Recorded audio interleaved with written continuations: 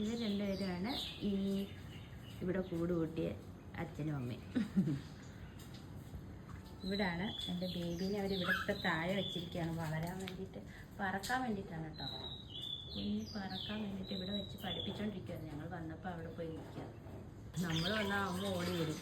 നമ്മളെന്തെങ്കിലും ചെയ്യുമെന്ന് ഓർത്തിട്ട് നമ്മളൊന്നും ചെയ്യില്ല കേട്ടാ. കുഞ്ഞ് പറക്കണുണ്ടോ?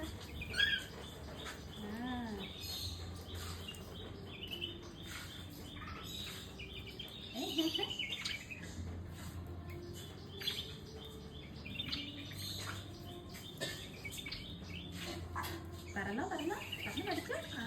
അത്ര എത്തിയോ? എൻ്റെ അമ്മയുടെ അടുത്തുണ്ട്. കണ്ടോ? ആഹാ നല്ല രസമുണ്ട്.